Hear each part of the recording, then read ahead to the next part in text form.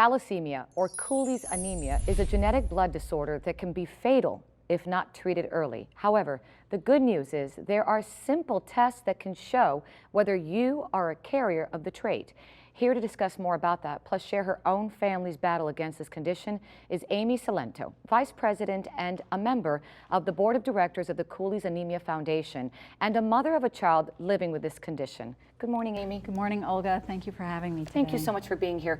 Before we talk about your son, because I know he has Cooley's anemia, let's talk about what it is. Because when I hear anemia, and I'm sure our viewers out there, everybody knows what anemia is, but Cooley's anemia, I've never really heard of this. So Cooley's anemia is a little bit different. Okay. Usually with anemia, you have iron poor blood and you take iron and it perks you up.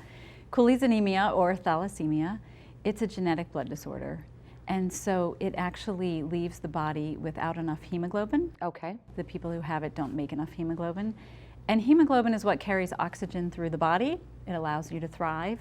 And so Cooley's anemia patients just don't have enough hemoglobin. They require blood transfusions in order to thrive. Really? Yes. So, and I know one of the challenges of regular blood transfusions is sometimes an overload of iron. So how does that compare with this condition? Well, so Cooley's anemia patients, most of them are getting blood every 2 to 3 weeks. Oh, wow. And so they're getting 1 to 2 units of blood. So with that, you get a lot of extra iron. And the body doesn't release iron, it stores it in the organs, the heart, the liver, the pancreas, the pituitary gland. So it's significantly damaging. Many of the patients end up with heart problems later in life. They may go into congestive heart failure without even knowing it. Wow. So patients need to remove iron, and the only way to do that is through taking medication that specifically targets the iron and pulls it out of the body. Now, again, genetic or inherited? Well, it's both. It's both. So it's genetic and it's inherited. And when it comes to maybe certain regions, specific regions where it is more prevalent, are there certain areas? So when the Cooley's Anemia Foundation started 60 years ago, most of the patients identified in the U.S. were Italian or Greek. They were from the Mediterranean. However, there are patients from South Asia, Southeast Asia, the Middle East, who have the thalassemia trait and have thalassemia major as well, the Cooley's anemia. And, but it's not region specific. I mean, we're a melting pot. Anybody can have it. Absolutely. And let's talk about the trait and passing it on. Right. So if you have the trait, which I have the trait. Correct. My son's father has the trait. So when 2 trait carriers have a baby, there's a 1 in 4 chance that the baby will have thalassemia major, this major form that's called Cooley's anemia. There's a 2 in 4 chance that they just end up being a trait carrier like me. So if you're a trait carrier, you have smaller red blood cells. So you are identified through a blood test. If you have these smaller red blood cells, so your MCV, your mean corpuscular volume, is under 80, then there's another test, hemoglobin electrophoresis. Very simple blood test. It is? Yes, absolutely. And it will identify if you have the trait. And then you would have further genetic testing to really identify the specific mutation. Now, you mentioned the test is simple, which is great. Yes. Obviously, you can find out early. And is early really important too?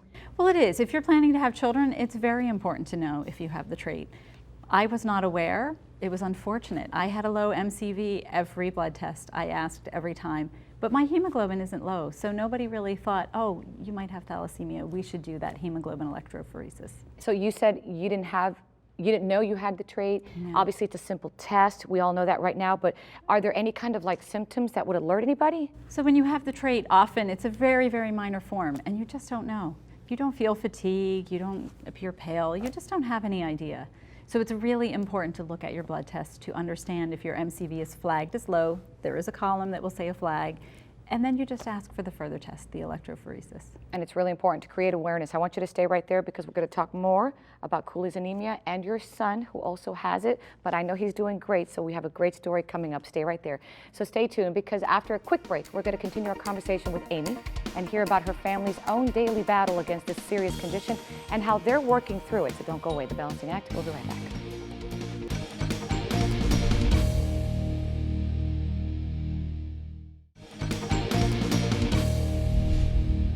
Welcome back, everyone. Before the break, we introduced you to Amy Celento, Vice President of the Cooleys Anemia Foundation, who's telling us about thalassemia, a genetic and serious blood disorder. Now the good news. There are ways to spot the trait through simple and routine blood work. Thank you for remaining with us. Oh, thank you. Let's talk about your son. What's his name?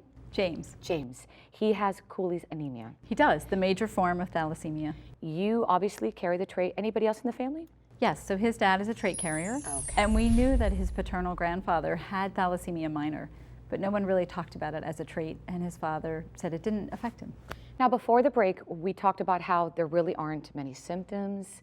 You were unaware of it. So how was your son diagnosed? So my son was diagnosed through a routine blood test. At a year of age, they look to make sure that children don't have lead poisoning, so it's a good screen, and his hemoglobin was low.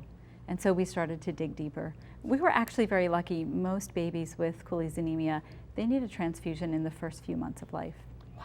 Yeah, my son, it was 2 years before he needed a transfusion. When you heard the news as a mother, I can only imagine just some shock.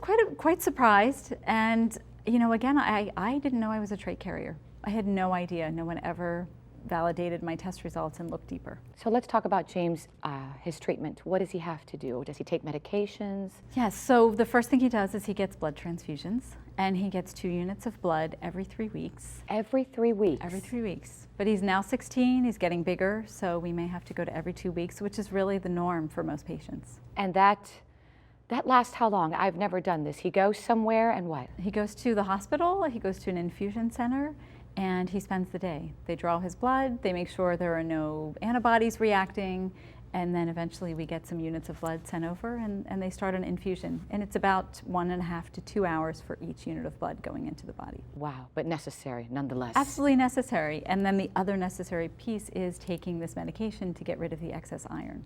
So he has to take that daily. Not his favorite thing to do. However, it's critical.